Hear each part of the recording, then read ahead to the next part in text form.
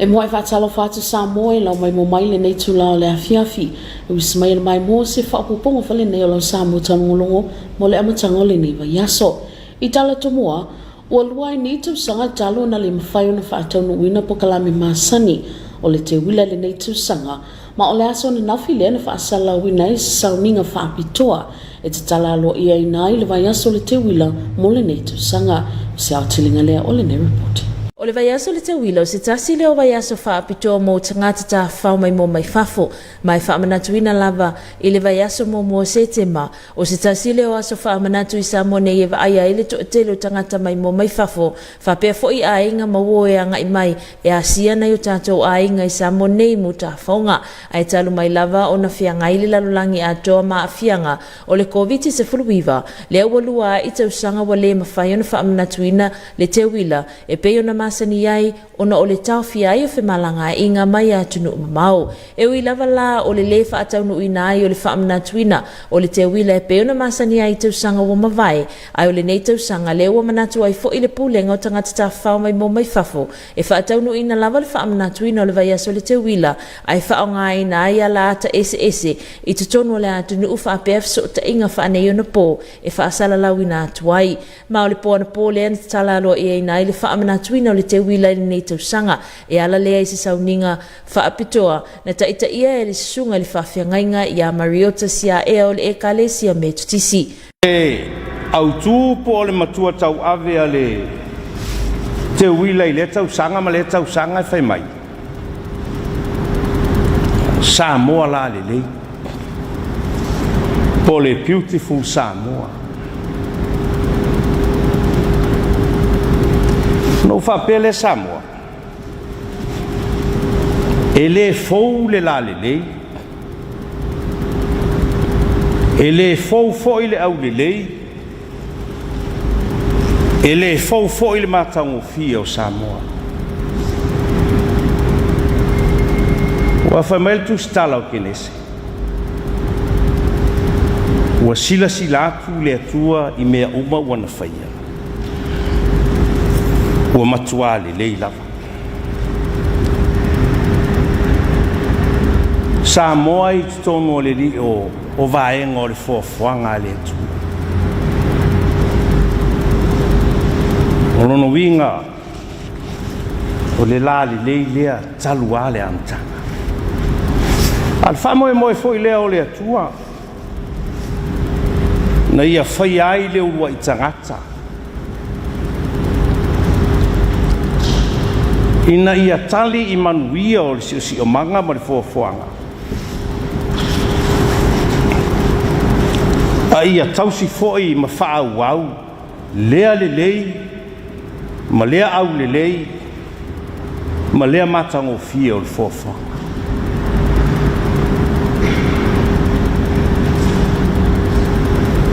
E ui lava ua tele le a whaina o le lalolangi le nei vai tau. Ono le whaamai. Ua whaina i foi i a tupe maua ma tamau a inga o nisi o atunu e pei foi o Samoa. Ona ua le ain tangata ta whao mai moa mai whafu.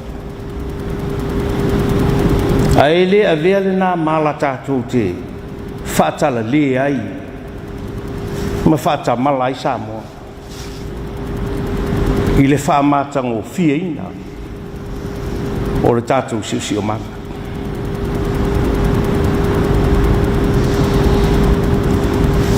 E maafua o se tali tonunga, e maafua lava o na au le lei, la le lei, ma matango fia se siusi o manga. O na o tangata o lono nofo mauai. Wa so se no fuanga e tu fua. Ele matango fie, ele foi se isi fia no fua. Au no le so I fua maolai o tatu tangata I Samoa. Sauno fo ile taitai o le sauninga o se tasi o tūtau o le te wila e whaalau iloa e fo i tū maanga wha Samoa o se whaamanatu fo i o le anga nuu. Le tasi nei o i tūtaua i le vai tau o le te wila. O le whaataua i no tū maanga nuu o Samoa. Te lei o me o ai whaafia fianga. O so lea fo i lea langona vai. Me lea leina tū mau le matango fia o Samoa. Me lea tū mau ailo le lei malo au le lei. Ona e mamalu pulenga anu mafio a. E mamalu pulenga li i mawhai pule. Mai se foi o ngā luenga whai a whale tua matausi. Ma vaenga ese o le atu. E mafua o na au le lei, ma la le lei, ma mātango fia pea Samoa. O na o le soifua whatuatua, ma le ola whakeusiano o ntakata. O le afionga le tamaita i pālemia le afionga i afia mena o mi mata afa, le ena saunoa i le saunoanga whaapitoa, e te tala aloa ia i nai le whaamanatuina o le te wile le nei tausanga. E le tau whesilingia le tūlanga pangatia, o le nei ati nae ma le ala manuia o tangata tawhau mai. Ona o le whaamai ua afia umai le lalulangi le Komiti Faamisionare.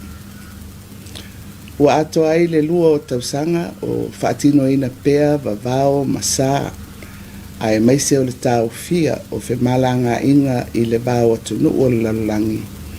Ona o le nei whaamai matautia. O le tausanga ua mawai, luas sa le mawhai ai foi.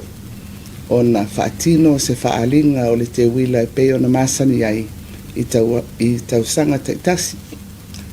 Ona o le manunga lava, ma puipuinga o le Komiti, ai sa whaonga ina ai alo whesota inga i televise. E toe mai mo ai i whaalinga o tausanga ua mawai.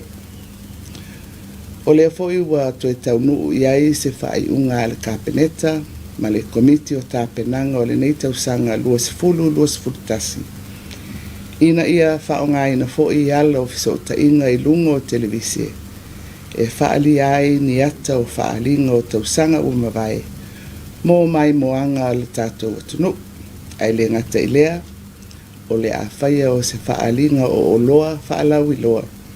Te wila night market. Mō aso e lua, au a le mamalu o le atunu. Saunoa le afionga fia meo le atina ele nei o se avenga e tau ave whatasi e o tātou tangata, ma ele o malolo le pulengo tangata ta whao mai mo mai fafo, e ala le le whaatinoina o polo kalame, whape le whaatu mauina, o le fo iau au nanga pe a whaia e to e tatala ina whimalanga ina e pei o na masani ai. O le ati nae ma le ala manuia o tangata ta whao mai mo mai.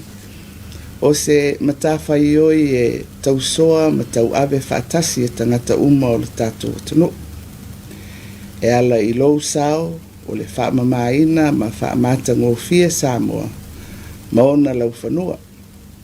O le tausisi lea i le saonga le mu o tangata malanga ta whao mai fafu.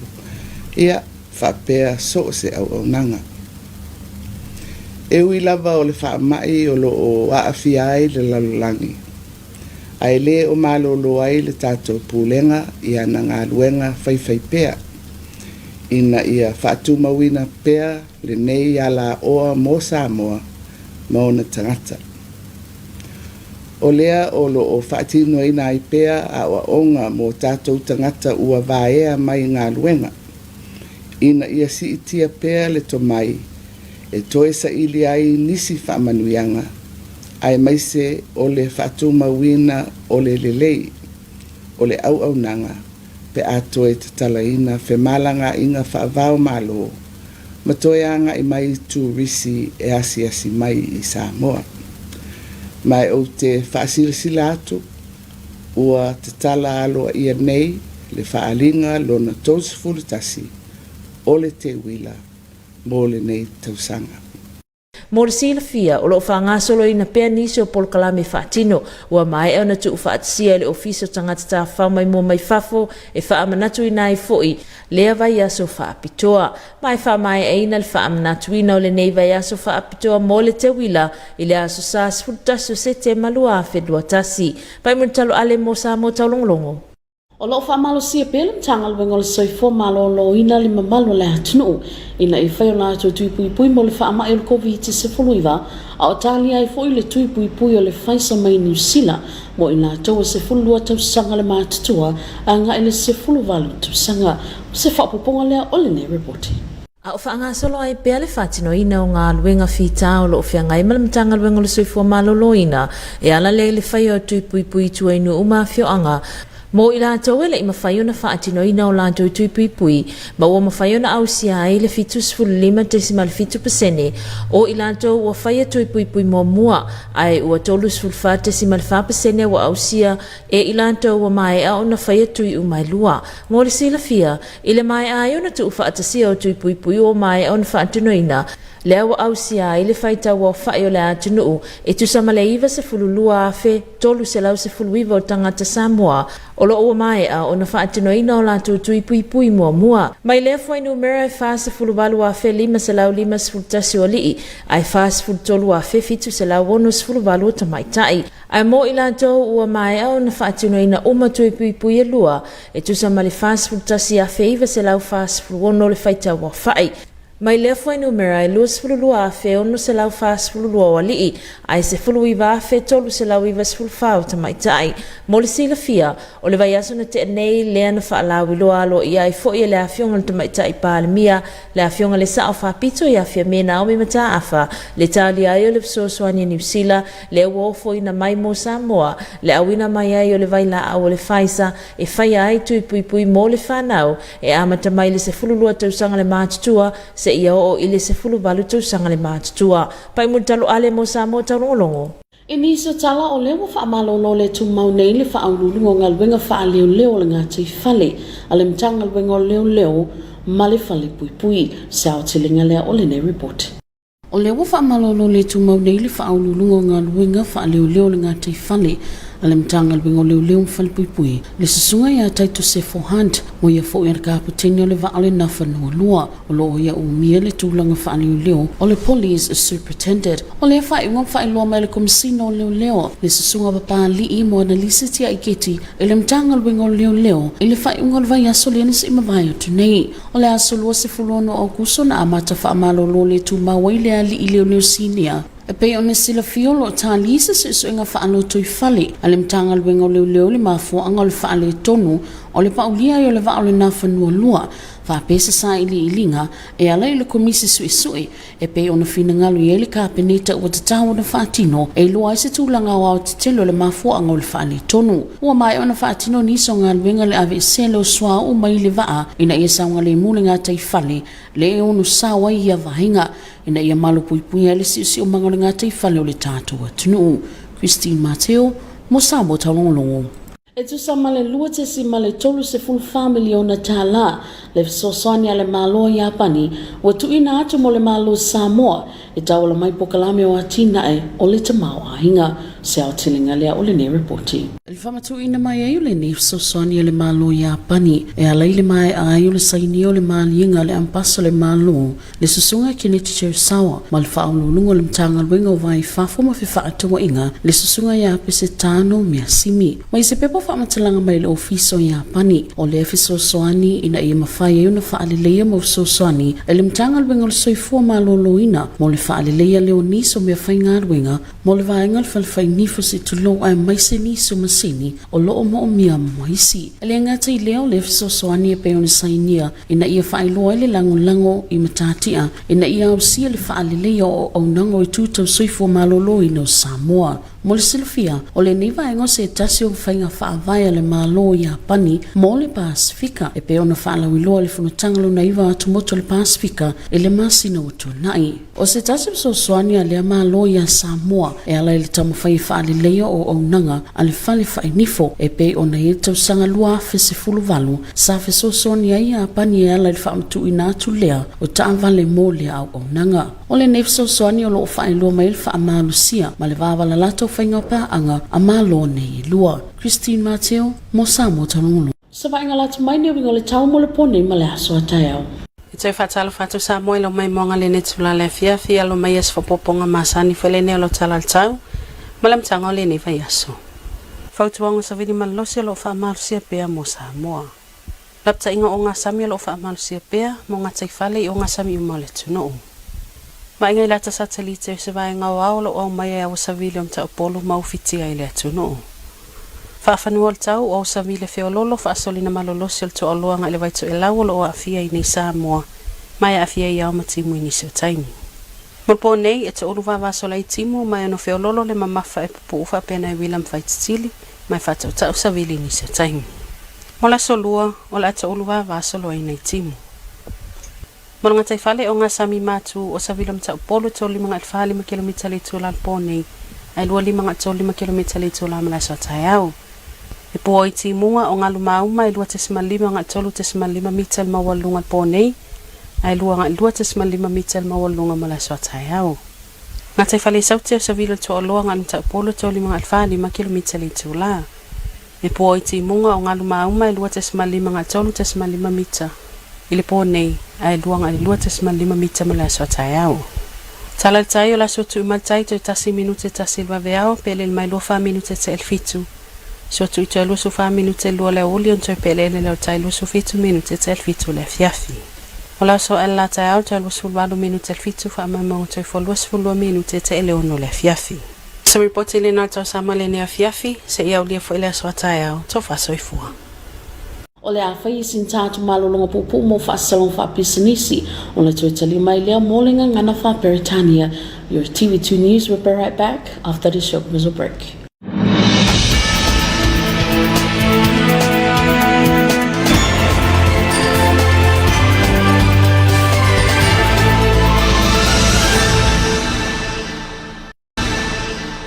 Greetings and talofa lava. Welcome back for English Bulletin for the beginning of this week. Leading our bulletin, it's been 2 years since Te Wila Festival was not celebrated as usual, and special service was broadcasted on Sunday night to officially open the Te Wila Festival this year. Here's more on this report.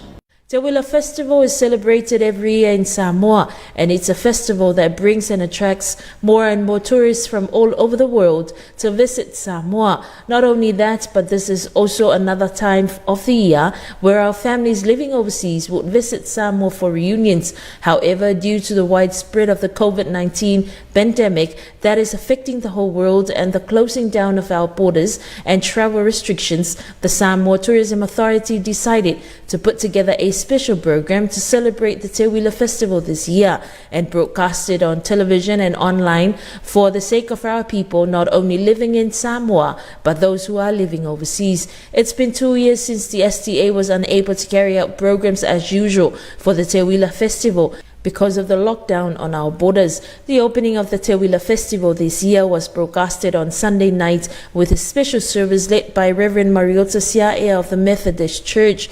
Mariota said the theme for the Te Wila Festival in the past years is Beautiful Samoa, where he reminded our people that the beautiful of Samoa is not only its beauty remains as it was created by our Maker, and this was the beautiful Samoa from the start. The Honourable Prime Minister Fiame Naomi Mataafa delivered the keynote address to officially open the Te Wila Festival 2021. In 1991, an event that has over the years flourished to become among the biggest of its kind in the South Pacific was established. The event was set up to draw Samoa's sons and daughters living abroad to the motherland to reconnect with the ancestral home, and in doing so, help support the rise of Samoa's tourism industry and economy after having been severely impacted by natural disasters at the time. Ladies and gentlemen, that event is of course our very own Te Wila Festival. Prior to the COVID-19 pandemic, the Te Wila Festival had grown into a widely followed and highly anticipated cultural celebration, and it was not uncommon for other events, including locally hosted regional and international meetings and conferences, to run parallel with the festival and thus provide an immersive Samoan experience for visitors to our shores. The Honourable Prime Minister said the festival is an acknowledgement of our culture, and despite the ongoing effects of the COVID-19 pandemic, our STA still continues to carry out its work and program. The festival, whose roots are enshrined in our Samoa or Samoan way of life, is a celebration of what our Samoa brand is about. The festival is a pivotal platform and an acknowledgement of our diverse and talented dancers, musicians, choreographers and artisans, to name a few. Despite the ongoing impacts of the pandemic, government recognizes the importance of the Te Wila Festival and its uninterrupted continuation as a key national event, especially in terms of supporting domestic tourism initiatives and lifting spirits and building excitement. Due to COVID and the absence of our international visitors, including family and friends who would normally be here at this time of the year, the festival program has been adjusted accordingly. That said, I invite you to safely and responsibly enjoy the waterfront markets, sporting events, and many others, especially at our tourism businesses across the country. The Te Wila Festival program continues to be broadcasted on television stations across the country and will conclude on the 11th of September 2021. By Mutalo Ale for TV2 News. The Ministry of Health are urging members of the public to get their vaccination done for COVID-19 while we wait for the Pfizer vaccine from New Zealand for those who are 12 years old to 18 years old. Has more on this detail. While the Ministry of Health continues to carry out their work and the door-to-door vaccination campaign in order to get everyone vaccinated, since last weekend after the Ministry put together their report of the vaccination program, they managed to reach 75.7% of our population have already done their first dose, while only 34.4% completed their full vaccination. With Samoa's population of over 100,000, the ministry managed to reach 92,319 people to do their first doses, and from that number, 48,551 are men and 43,768 are female. For those who have completed their second dose, 41,946 people have already completed it, while 22,643 are males and 19,394 are females. Just last week, the Honourable Prime Minister Naomi Mataafa announced that we are waiting for the government of New Zealand to send us the Pfizer vaccine for our young age children starting from 12 years old to 18 years of age. By Mutalo Ale for TV2 News. In other news, the head of the Nafanua port of the Ministry of Police and Prisons has been suspended. Has more on this report. The Chief of Police and Prisons, Taito Sefohans, who is also the captain of Nafanua, has been suspended. The decision was announced by the Police Deputy Commissioner Mona Lisa Tiaiketi to the Ministry at the end of the week. On August 26, the senior police officer was suspended as awaiting an internal investigation by the Ministry of Police into the cause of Nafanua 2 shipwreck and an investigation into through a commission of inquiry as Cabinet deems necessary to determine the full extent of the cause of the failure. Work has been carried out to remove the fuel from the vessel to ensure the safety of the marine environment and the safety of the country. Solone Mobilese for TV2 News. Approximately 2.34 million tala assistance from the governments of Japan to Samoa through its Economy Social Development Program. Has more on this report. The assistance is a part of Japan's new Pacific Pond policy based on the vision of free and open Indo-Pacific. The policy was pledged at 9th Pacific Island Leaders Meeting, or PALM 9, held last month between Japan and Pacific Island Forum members country. Through the Kizuna policy, Japan intends to strengthen further its cooperation with Pacific Island countries to tackle various challenges. According to a release from Japan Embassy, the grants will enable the Ministry of Health to procure necessary dental equipment and accessories such as dental chairs, scanning machine, as well as a mobile dental clinic vehicle, to name a few. Notes were signed in exchange between the Ambassador of Extraordinary of Japan to Samoa, His Excellency Mr. Teresa Kenichi, and the Chief Executive Officer of the Ministry of Foreign Affairs and Trade, Bisitano Miasingmi, with the expectation that this grants assistance will support the cause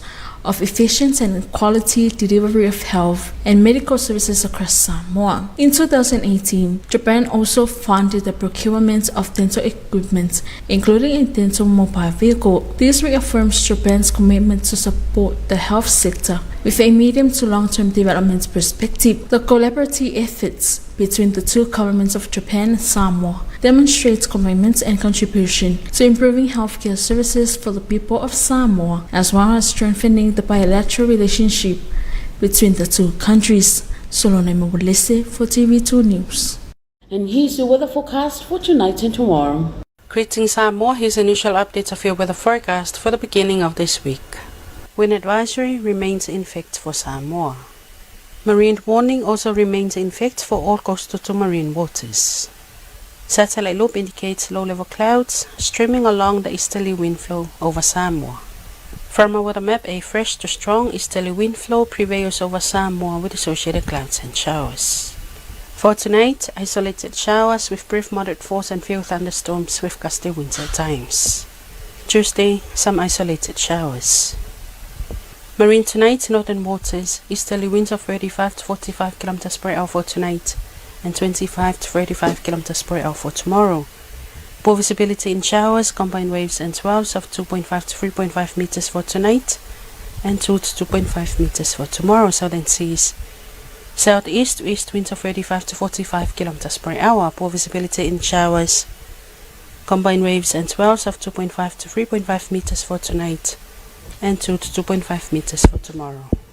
And the tide table, high tide will be at 1 more minute to 1 early morning, low tide at 24 minutes past 7 tomorrow morning, high tide at 24 minutes to 2 in the afternoon, and low tide again 27 minutes past 7 in the evening. Sunrise tomorrow will be at 28 more minutes to 7 in the morning and will set at 22 minutes past 6 in the evening. And that's more your weather bulletin for this evening. Until tomorrow, good night. And that is the end of your TV2 News for this evening. Thank you so much for joining us. We'll have another edition sometime tomorrow. Until then, good night. Ole whai ungale nau lau Samoa tanongolongo male nei wangale afiafi whātai tele mai mo mai. Ole hatu mau te seisonu whaapoponga i le aso atau e mole te minei tō whāsoifua.